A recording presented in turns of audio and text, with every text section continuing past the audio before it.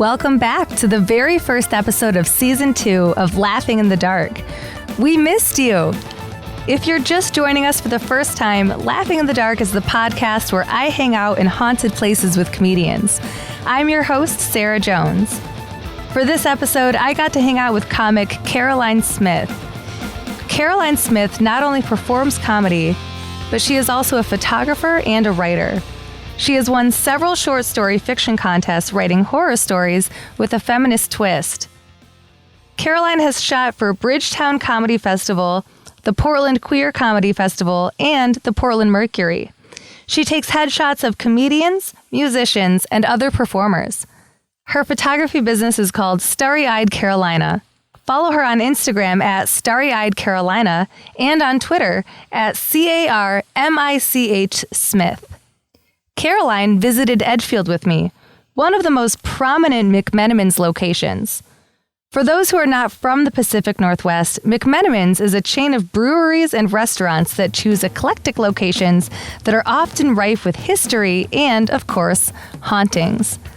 If you'd like, be sure to follow our Instagram with the handle at LitDarkPodcast. That's at LITDARK Podcast for pictures that go along with this episode. Here's the episode. I hope you enjoy it.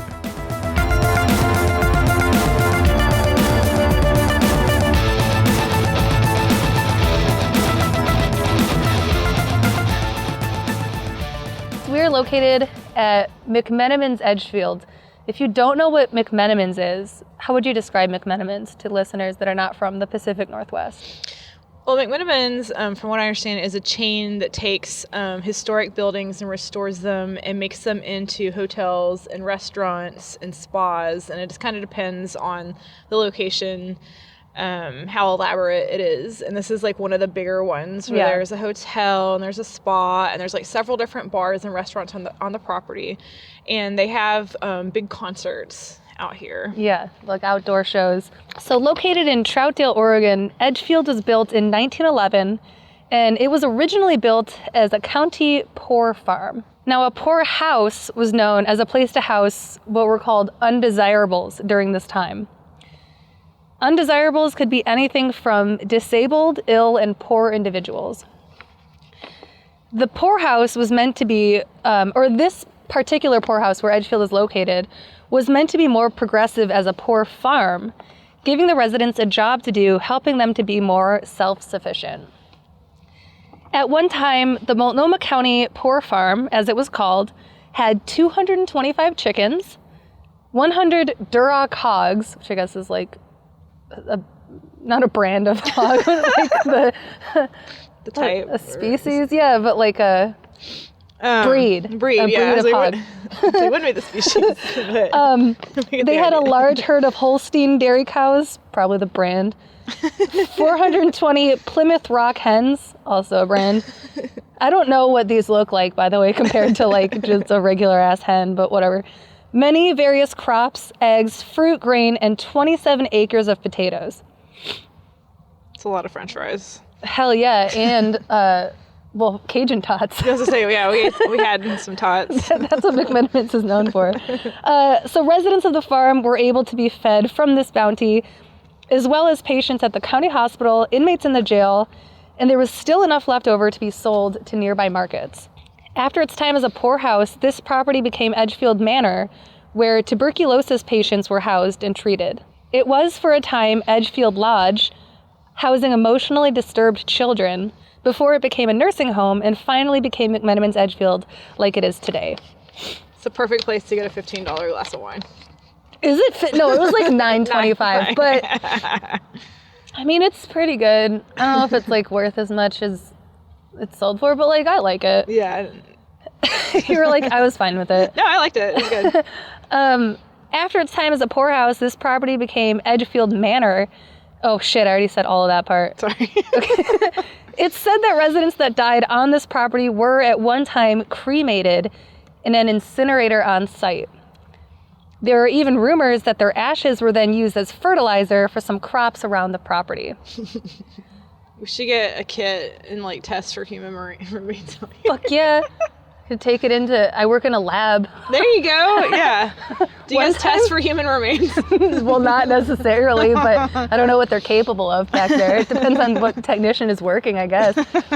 One time I had this weird shit on my car when I was parked at PSU, and I was like, it's probably like spray paint, but like just in case, what the fuck is this? And I scraped a bit of it off and brought it into work, and I was like, Kathy, the tech that was working, I was like, will you look at this under a microscope? And she did, and it was paint. But like, she had to Google search like what paint looks like under a microscope, and she was like, that's what it is. I was like, man, I love working in a lab. They have the mortuary school at Mount Hood Community College. I wonder if they would have any resources for you. Yeah, I mean, maybe. But, like, where would you even look? There's so much fucking land here. That's true, yeah. And how long, like, what's the half-life of that? Yeah. Of carbon? I should know what the half-life of carbon is. Everyone listening is like, it's obviously this. I mean, everything's made up of carbon. Yeah, so that's how they do carbon dating and stuff. Yeah. Whatever. So it was bought by the McMenamins brothers in 1990. It is now a destination resort that celebrates Oregon's natural beauty, carefully restored original buildings, live entertainment, great food and drinks, all with McMenamin style, what they refer to as their, quote, signature whimsy. And I would have to agree. There are multiple fire pits where you can stay here and drink and laugh with friends around a cozy fire, and there's nothing quite like that. There is like a whimsy to all McMenamins locations. Like if you're not from here and you've never been to McMenamins, they have like paintings on the buildings, like all over the rooms, and it just feels like very dreamy and just whimsical. Yeah, is a good way of putting it. And they have gardens in this. I mean, they have gardens at the Kennedy School and stuff. Yeah. Too. Yeah. The Kennedy School is another McMenamins location that used to actually be a schoolhouse, and they renovated it into another McMenamins. Like right now, we're sitting like freezing our ass off in a really pretty garden on a bench. So like just to get an idea. Very whimsical bench with a cover that's made out of like reclaimed tree branches. Yeah, and it's only like 8 o'clock, but it looks like it's fucking midnight. It's like really dark, and we're cold. So Edgefield is made up of 74 acres of farmland. It is bike friendly and pet friendly. You are encouraged to wander the beautiful gardens with a pint of McMenamin's delicious brew or wines in hand. There's an on-site glass blower and potter. Breathtaking artwork covers the walls and even pipes. Live music is usually playing, or you can catch a movie in their theater, a massage at the spa, or a few rounds of golf on the golf course. Edgefield is certainly a spot meant to experience if you are visiting Portland, only 20 minutes from downtown or 15 minutes from the airport. So Edgefield has been listed nationally as one of the top 10 most haunted hotels. Oh yeah, because you can stay here. It's also a hotel. I don't feel like I mentioned that earlier. They even keep a ghost log of the haunted experiences that guests have encountered while staying at their hotel. I would kind of like to go visit the hotel part and ask to take a look at the ghost log tonight. Yeah, that'd be great. Yeah, we can take a picture.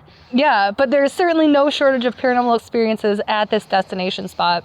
Some paranormal experiences at Edgefield sound rather whimsical. That kind of matches the scene. Like one account from a guest who describes their experience as, quote, a great encounter. They sensed a strong scent of a floral perfume and laid in bed watching shadows dancing on the walls, ceiling, and the window. They claim that spirits were seen flying around the room. Yet others are more terrifying. One housekeeper describes a time that she was standing at the edge of a bed when she felt something reach out and firmly grab her ankle. The spirit did not let go of her ankle until she jumped away. And when she looked under the bed, she was unable to find anyone or anything under there. Supposedly, the most haunted room at Edgefield is believed to be room 215. It's said that while renovating Edgefield, this room was found with animal bones and a pentagram drawn on the floor. Oh my God. It's always a good sign. Though many of Edgefield's rooms have gone without any kind of religious affiliation, this room can be found with crosses on the lamps and a mural with Amazing Grace painted on the wall. So Amy Venezia, I don't think I'm saying her name right, is a self-proclaimed medium who has had a wealth of paranormal experiences herself, and she blogged about her stay in room 215 with her boyfriend in December of 2015. 215 in 2015. She describes the spirit she felt in room 215 to be something other than a human spirit, but rather that of a small extraterrestrial being that can be aggressive. So this is a little feisty guy. I really hate the extra aggressive extraterrestrial. Yeah, but like a little guy though at the same time. Like, don't you feel like if they're that small, you could just like put your hand on it and like let it try to kick you? Like a cat, yeah. Yeah. Or like a little kid. She says that she used a spirit box and began to collect words from the interesting entity. The first words she recorded of the spirit were, of course, "get out." After that, she heard the following words: being, space, travel, learn, planet, gather, information, Oh my God. intelligence, lonely, misunderstood. Venetia explains that rituals with animal bones and pentagrams drawn on the floor can be used to open up a portal which all dimensional beings can pass through. I did not know that. Me neither. This is why she believes the paranormal extraterrestrial being was able to come into this room. Was it a ghost of an alien or an alien? It's a ghost of an alien because it's What? not. Well, yeah, it's like so many a layers. spirit. There's so many layers to it. But then the thing is too is they're like, okay, well, like I believe in ghosts and I believe in aliens, but for some reason I never put the two together. Me either. And also, like, if you are an alien, why would you be haunting another planet? Yeah. Unless you died Me on another planet. stuck here. I don't know. Wow. Anyway, but that's interesting that it's not like a little demon or something. Like, that's how I would see it, is like, but no, she thinks it's an alien, which to me is just interesting because I've never heard that before, so. No, yeah. She also felt the presence of a hardworking, older Asian woman in the room who had lost a man she loved. Not all the hauntings are found only in this room, however. Spirits have been seen and experienced in many places all over McMenamins Edgefield. Some claim to have seen a female nurse stalking the halls, which would make sense because it used to be like an infirmary. And a woman has been seen on multiple occasions faintly reciting nursery rhymes. Creepy. That's creepy. Some have reported the appearance of a black man in tattered clothing being seen standing in different parts of the grounds. I'm assuming like not speaking or anything, just staring at them. Others have noted that they have seen a lady in white roaming the property, which comes up at every haunted location. Yeah, seriously. And all the ghosts are 100 years old. Yeah. Every time. There have also been reports of unexplained crying being heard in various parts of the building. Also a classic haunting. But actually, I was just talking to someone recently about the fact that, like, so why are all the ghosts we see, like, these old, like, they're in dated clothing and everything? And part of me was like, well, maybe that's just how we picture ghosts to be. But the other thing is, like, well, what if, like, it takes a long time to be able to even be recognized as a ghost or something? That's true. You know what I mean? Because it's like, yeah, why don't we ever hear stories of someone seeing a ghost that's, like, texting or, like... Right? I mean, know? I never see any ghosts in hypercolor wearing leg warmers and... Right, exactly. Like, why don't we see, like, newer versions? Or we do, and we don't register them as ghosts because they just seem like people. because they blend in. That's interesting. Yeah. I don't know. They don't have that, what is that word? Anachronism? Where they're, like, out of time. I don't know. Yeah, out of place, out of time. Anachronism. Uh-huh. I just learned a new word. A frequent occurrence in those spending the night at this hotel seems to be the appearance of a figure standing at the end of their bed. That happens a lot. Another frequent experience people have here is a general sense of uneasiness or a presence among them. There are countless ghost stories written in the logs at the front desk at Edgefield, which we should totally go check out. Yeah, I want to check them out.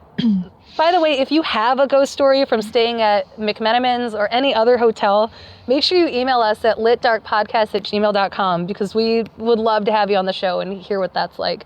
We do that for our mini-sodes. So if you have one, we want to know what it was like. Cool. White Eagle supposed to be haunted, right? White Eagle is like right above the Shanghai tunnels, so I think they're like associated. Oh, okay. Yeah, but I've heard that like Kennedy School is haunted too. I don't think there's a hotel there though. You can stay at Kennedy School. Oh, really? Yeah. I don't know if that... I know there's a lot of McMenamins, and some of them are just restaurants, and some of them... I didn't realize that was a hotel. But yeah, so let's go figure out where the front is and see if we can just ask. Yeah.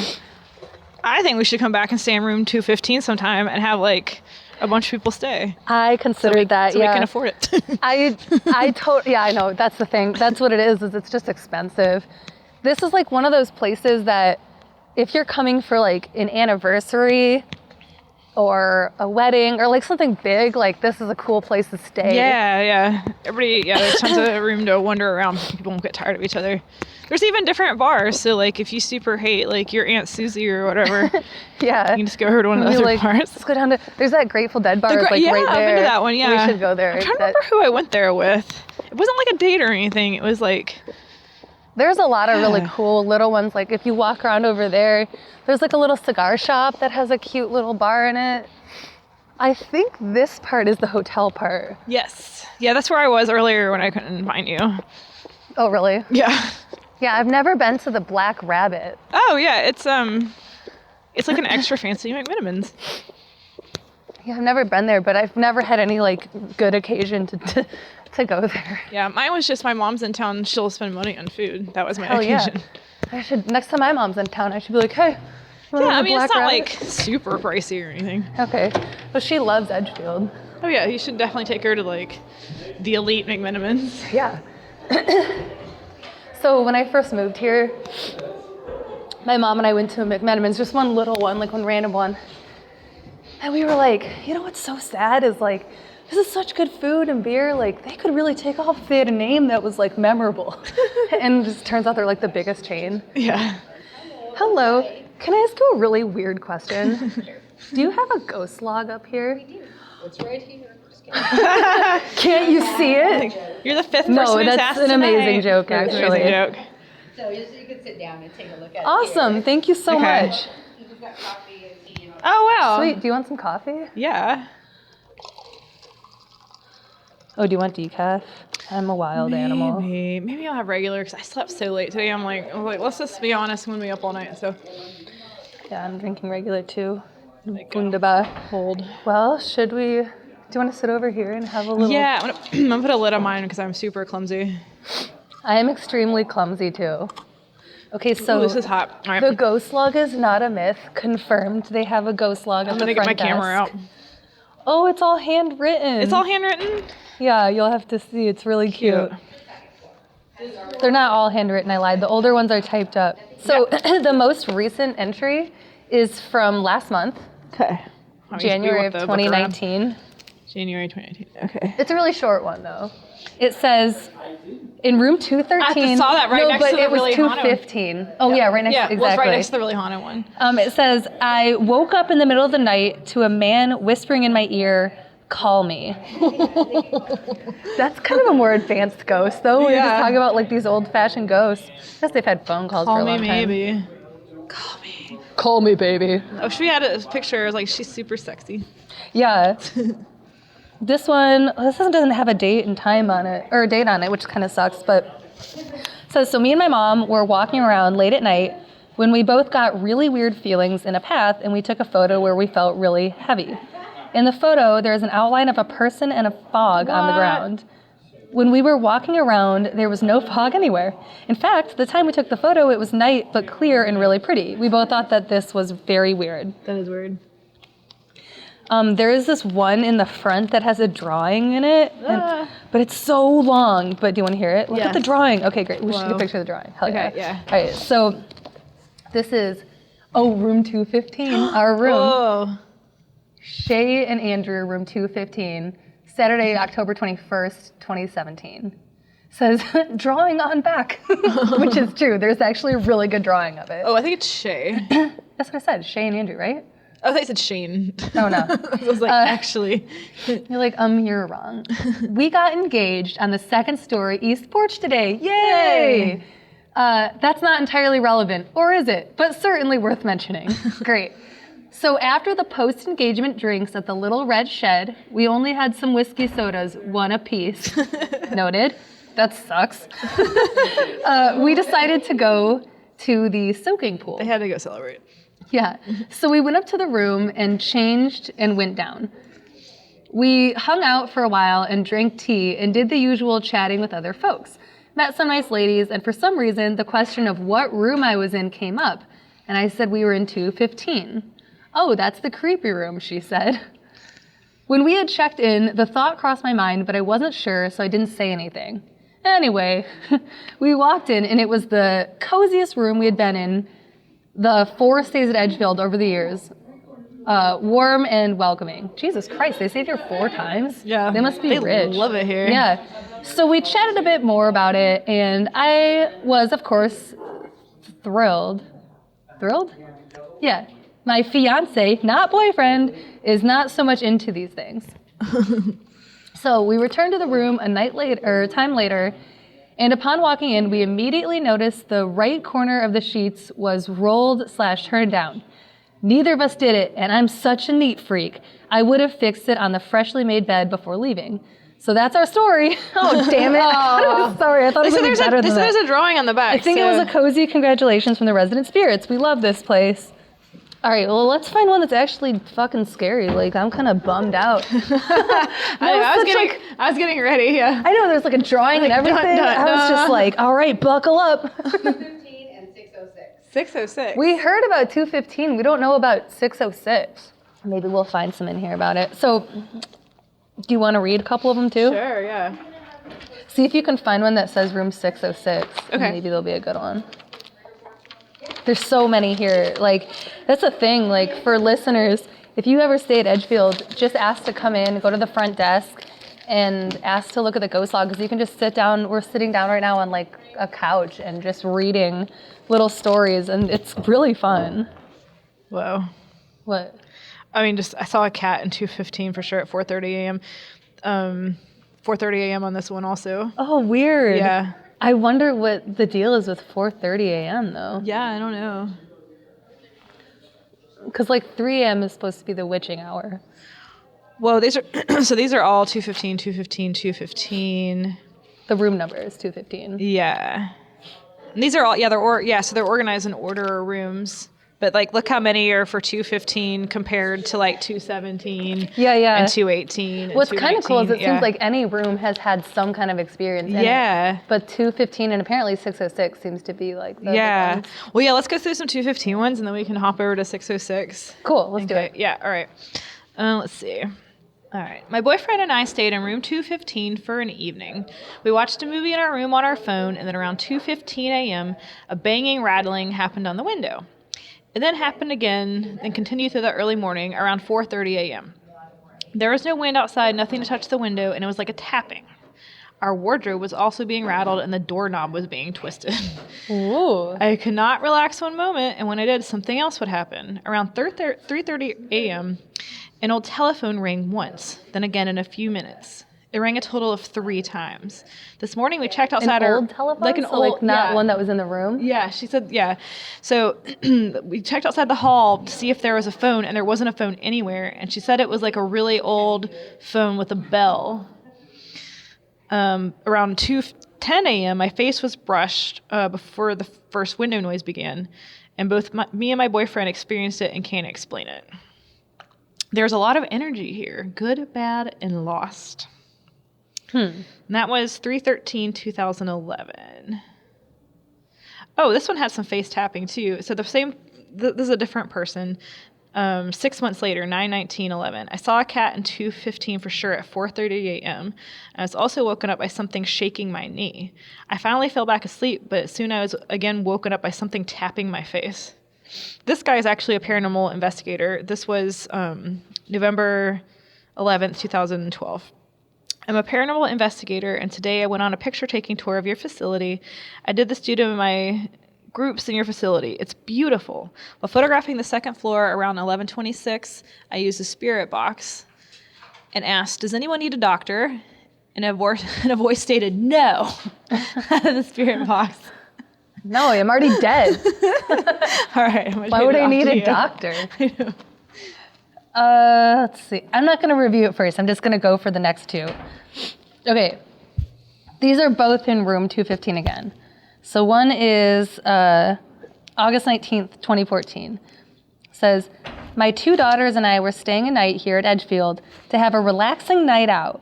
We spent the day soaking and reading upon the ghost log. We laughed about many of the stories and didn't believe them to be true. Boy, were we wrong. Oh, that sounds good. We went to sleep early, sharing a queen bed and a rolling bed for my eldest daughter. I awoke around 3 a.m. to my youngest snoring, around 3 a.m., so it's like close to 2:32, and checked to make sure she was fine. I glanced over in the direction of my oldest, but noticed she wasn't there. I immediately jumped out of bed, which woke up my youngest. We turned on the light and saw that the rolling bed was missing too. I opened the front door to look out and saw her out there. What the Yeah, I woke her up and she was so confused on how she got out there. While we were out in the hall, our door slammed shut and locked us out. While we were focused on the door, we started to hear screaming and turned to see my eldest being dragged down the hallway, still on top of the bed. We quickly ran after her and grabbed her off. She had a few scratches on her arms, but was more scared that I've seen her. We immediately checked out. # never again. Holy shit. Wow. That's crazy. Yeah. That was a good one. That was really good. All right, the next one is the date is unknown and the writer is anonymous. Great. It says, we heard about room 215 being haunted and decided to take pictures in the general area as well as the 3rd floor. That's a good idea. Yeah. Do you want to take pictures around room 215? I mean, duh. So on the 3rd floor, we got a bunch of photos that had blue transparent orbs, and the staff at the front desk confirmed our sight. We also took pictures of room 215's door, and there are orbs coming out of the door in quite a few pictures. We also videotaped the door, and the orbs pass the camera, and they shoot out of the bottom of the door. When we uploaded the videos onto the computer and watched them in slow motion frame by frame, you can see that the orbs do shoot out of the door frame. On a separate occasion, we videotaped the inside of the room and continued to catch orbs moving on film.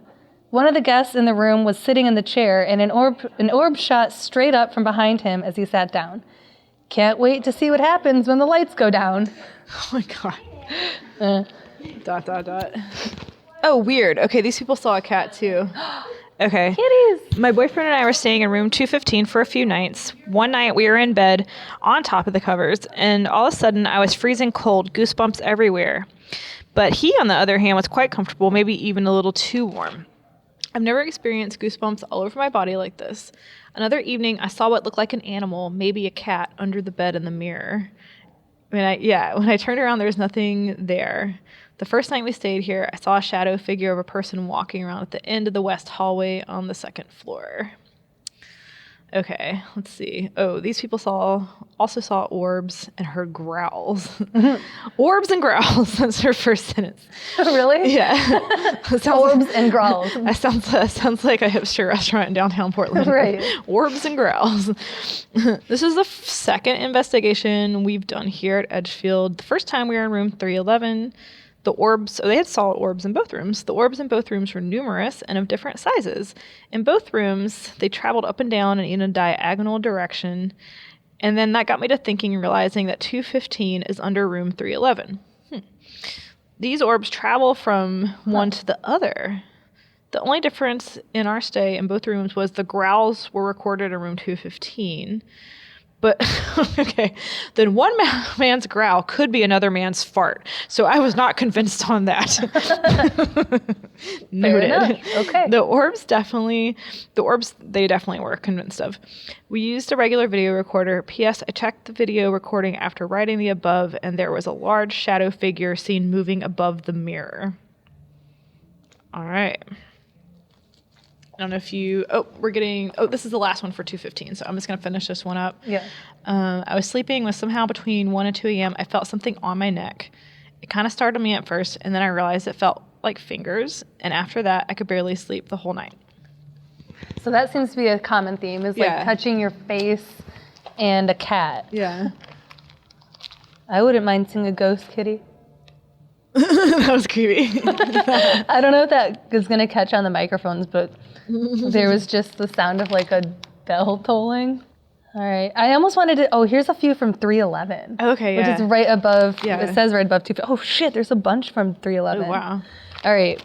And then this one I kind of want to read because it's long, because it's 302, but that's got to be a good story. Then again, the last one was not as good. So we'll see. I don't know which one to read first. Let's read a couple of the 311 ones first, just because that's supposed to be right above 215. So I'll read, let's see how many are there. 3, 4, 5, 6, 7, 8. There's 8. Do you want to read 4 and 4? Yeah. Okay. So the first one is May 25th, 2011. These are all going to be in room 311. So it's right above 215. It says, at about 5 a.m., my friend felt that she was being bugged by feeling someone trying to pull blankets off and to keep kicking. I made another recording in my room. Upon listening to this recording, I heard a sound similar to a bunch of coins falling to the ground. I distinctly made a point of locking the wardrobe. On the recorder, I heard the wardrobe open and close. Oh my God. That's weird. That is weird. The other one said the wardrobe was like rattling, didn't it? Yeah. On May 15th, 2010, Anonymous writes, guests checking out of room 311 said they couldn't sleep all night. They felt as if someone was watching them. He said there was a man sitting on the couch, couching and walking back and forth in front of the beds. Couching should definitely be a verb. I do that a lot. We're currently couching, actually. We're super currently couching. I'm a professional coucher from time to time. He also said he could hear heavy breathing by his face, almost wheezing, like they were trying really hard to breathe. Does your wind guard cover burps? I'm trying not. No. I covered my mouth with it. I think you're fine. I didn't think it really covered burps. I mean, at least we're not, there's like ones of like us hiking through different places and we're all just like, okay, so June 14th, 2008. Lots of creaking and noises all night.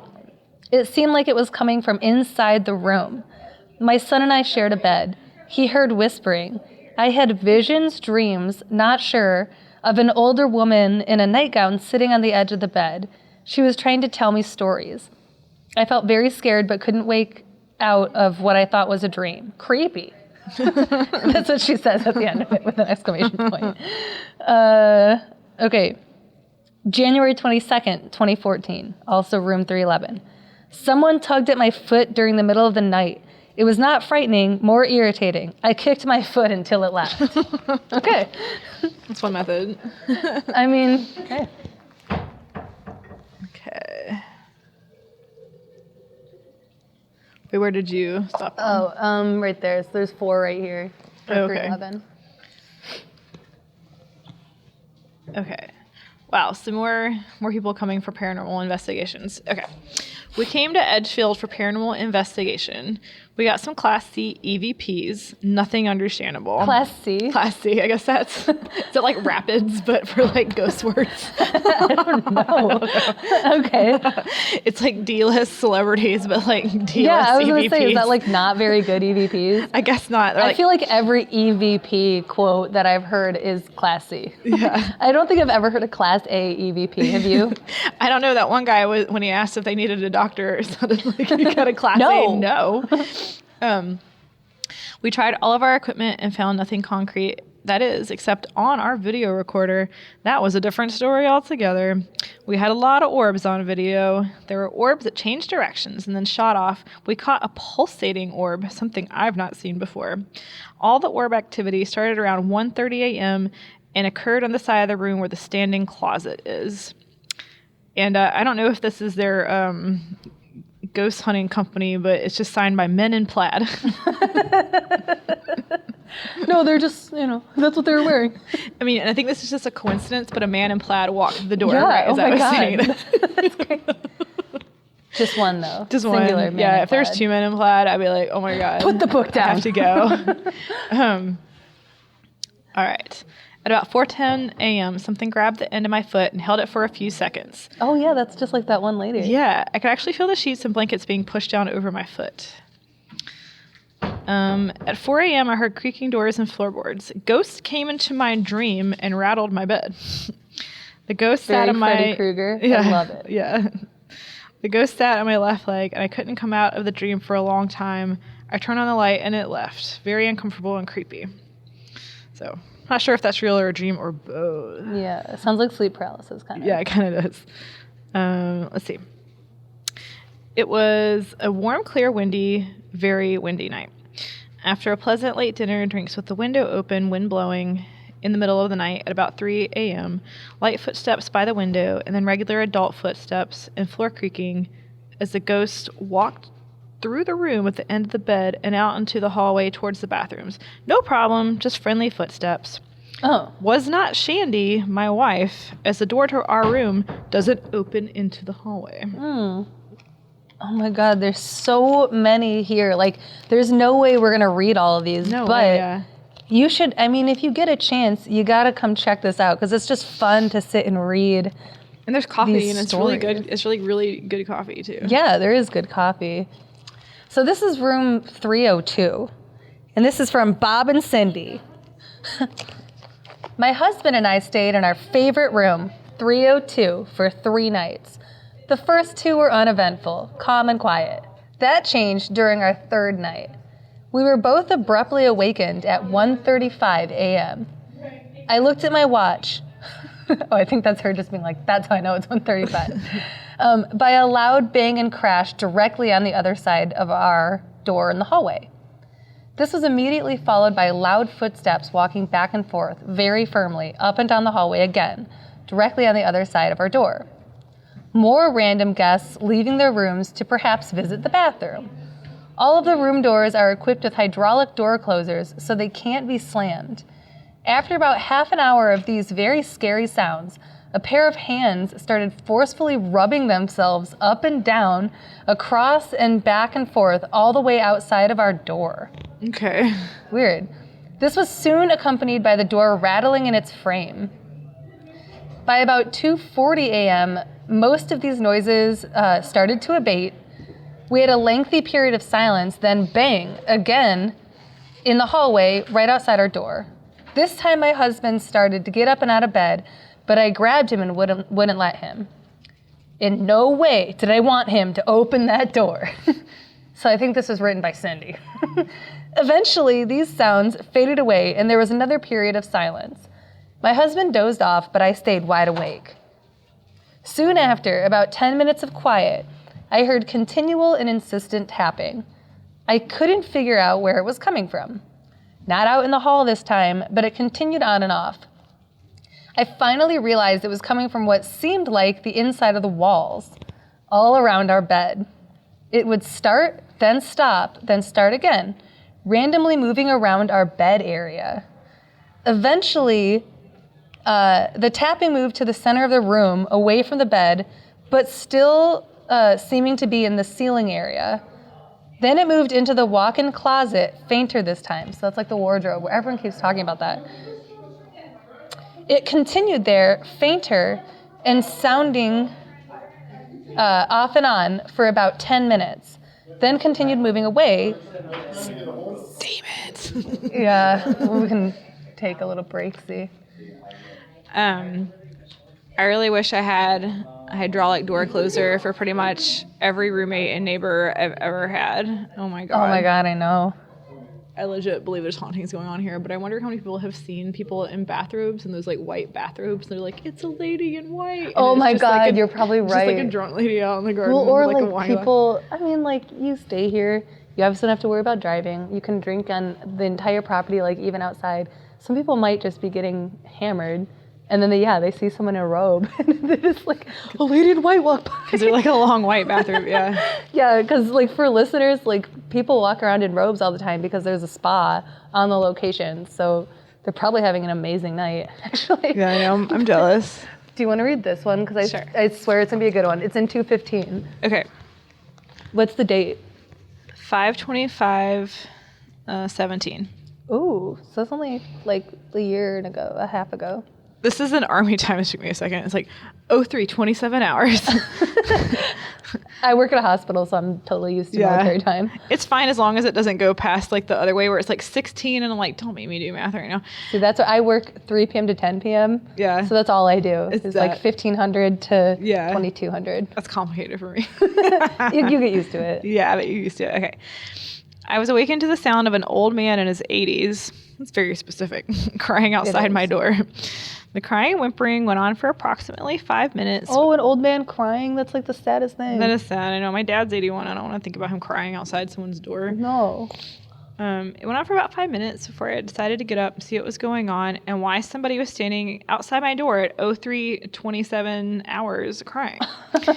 I was pretty pissed off that someone chose my door to stand in front of and cry. Jesus. Right. Rude. Does it actually say Jesus? No. Oh. I was just Jesus saying it was. Yeah. Like, your crying is very inconvenient. Yeah. Like, what am I going to do for you? It's 300 hours. Some people are very loud criers. I am one of those people. Okay. I got out of bed and walked towards the door. As I got closer to the door, I could definitely tell the man was outside of my door. I grabbed the door handle, and the emotions that ran through my body were sadness and pain. Oh, interesting. Yeah. So it's like she grabbed the door handle and then emotions came through her? Yeah. I opened the door and could see a shadow for only a second, and the crying immediately stopped, and there was not enough time for anyone to run away. I didn't think of anything of it and went back to bed. While sleeping, I had a disturbing real-life type of dream. The dream was of a doctor in a white coat yelling at elderly people. Oh. Yeah. He was just physically and verbally abusive to the patients. In the dream, he turned to me yelling at me and hit me on the side of the head. I woke up with the left of my side of my head sore. Oh, in a cold sweat. That's the second one that's been like a Freddy Krueger type thing. Yeah. I could feel the pain, anguish, and sorrow as if it was happening to me right there and right now. And I'm one of those people that never remembers my dreams or even cares about them, but this one was disturbingly real.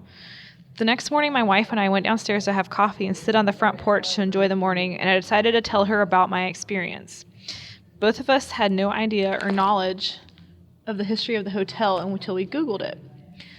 My wife's face turned white. She asked me our room number, and I told her 215, and she said that room and floor is haunted. We also found out that at one point this hotel was a nursing home. Putting two and two together made me think harder about what I experienced. I do not believe in ghosts and never have, but I'm now rethinking my beliefs. I approached the staff at the front desk, explained my experience, and she handed me the hotel ghost book. We read it, only to find 215 on every page. And there was a common time of 3:30 hours for every incident. I believe in facts and proof above all. I retired after years in law enforcement. Jack and Sandy. Jack and Sandy. Jack and Sandy. Wow, that's wild. That's a good one. Yeah. Who's crying outside my door? Who? Get up. Grow up. How do you know he's in his 80s? It's like, do 80-year-old men cry in a different way than 70-year-old? Well, he said he used to work in law enforcement, so he probably had to estimate ages a lot, too. Like, I work with a lot of old people. I can generally be like, oh, yeah, sounds like an 80-year-old. Then again, though, sometimes, like, I've had patients that are literally 100. Uh-huh. They're like, yeah, I drove here. Like, they're, like, fine. My dad's in his 80s, and he looks like he's in his 60s. Mm-hmm. Oh, my God. Okay. This one's room 5, June 9th, 2009. It says, room 5 is haunted by the lamest ghost ever. The previous night, my cousin and I had wandered everywhere, all caps, trying to open every door without a lock. Why are you doing that? These are shenanigans. The attic gave us creepy vibes, and my cousin forgets to mention that when we got there, all the curtains in the attic were open. The middle one was closed 1 hour later. No one went up there, but the lamp? That was kind of stupid. What kind of lame ghost haunts a lamp? But it was pretty funny. P.S. She's not crazy. I saw it too. Alex Dowdy. Thank you for your input, Alex Dowdy. What attic are they in? What a lame ghost. Oh, this one is room 9. It says January 16th, 2010. We had a lovely stay, but were surprised when I was awoken by something shooting out of our closet. We found a metal pipe ring lying on the floor. Maybe a ghost? From Anonymous. Okay, room 25, July 17th, 2012. I had just fallen asleep when I felt someone hovering over me. I woke up and yelled, "What the fuck?" I saw what looked like a black shadow figure with a doctor's mask slowly rising up to the ceiling and disappear. My wife had to go explore the 3rd floor. We were fine until Wait, had to go. Oh, maybe she just wanted to check out the ghost. That's what I'm thinking. We were fine until I had to go to the men's bathrooms in the west end of the building. My wife waited out in the hallway, and it's about 10:30 p.m., and I went into one of the restrooms. While I was washing my hands, the doorknob started to turn firmly as if someone was trying to open the door, and nobody else was in the restrooms. I thought it was my wife, Candace, and said, "Hello? Is that you?" Meanwhile, out in the hallway, Candace heard me and opened the door to find an empty hallway and no more talking. She had thought I was on the phone. I got chills because what kind of thing can be invisible and still try to open a door? Well, a ghost. My wife had come up to me and said, "Who are you talking to?" Pretty creepy. I am skeptical, but had trouble sleeping in a building where there's something roaming around. Sal and Candace. Creepy enough. Yeah. Let's see. My name is Bryce, and I am 6 years old. Aww. Me and my mom and dad were walking to the soaking pool when we stopped in the lobby. We sat on a bench, and I looked up at the ceiling and saw a sprinkler head twist and turn and twist and turn. Well, that's what they do, don't they? I don't know. Like, because they're sprinklers. Well, I'm thinking, like, he might be talking, like, the fire sprinklers. Oh, those are, like, all on top of the pipes? Yeah. My name is Bryce. I am 6 years old. I think Bryce's parents might have typed this. Well, no, I think that these were in the old log and someone like typed them all handwritten? up. Yeah, so he typed because they're all them up. like different years and stuff. Yeah. Let's see. November 18th, 2008, and this is in room 36.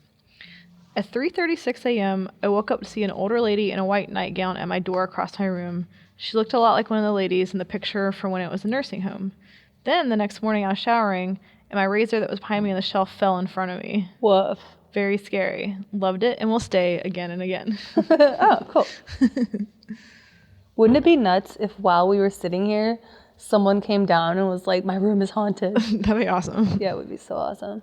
I think we pretty well covered the haunted stories here. What do you think? Yeah, I think we got a good slice of some different varieties. Yeah, if you come here though, even if you just come here for dinner, you can always walk up to the front desk part. It's such a big place, but if you come around here to the front desk, you can just look through this ghost log yourself, and there's a ton of cool stories. So what's your takeaway from McMenamins, all in all? Well, Or this particular McMenamins, Edgefield? I mean, it definitely sounds like a lot of different people have had similar experiences. Yeah. And I'm like, maybe it's possible some of them read, like, the ghost book, but then the ones that are so close together, like... Yeah. And some of them are so, like, specific, like the cat thing and, like, the ankle grabbing and, like, the wardrobe thing. Even hearing a growl, like, that could be the sound of a cat, too, even. Yeah, you I know. I know? was thinking that.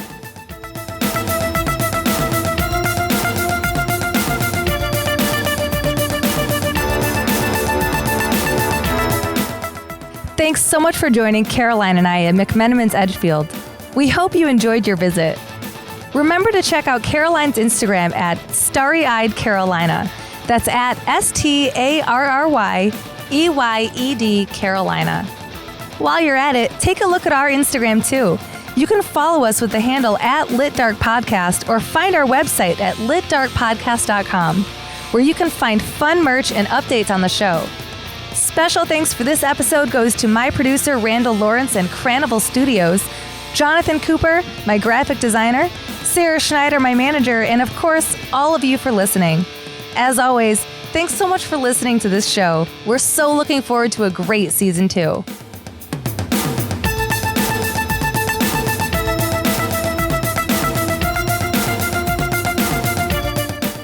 Sources used for episode 1 of Laughing in the Dark include McMenamins.com/Edgefield, including a blog entitled What's Up with All the Ghosts, ThoughtCatalog.com, 1859OregonMagazine.com, HistoryGoesBump.com, OregonLive.com, OregonWinePress.com, HauntedHoneymoon.com. McMenamins is in no way affiliated with Laughing in the Dark or this specific episode.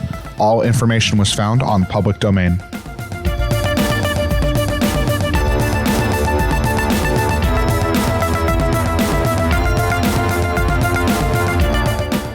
Laughing in the Dark is brought to you in part by Heck Yeah Studio.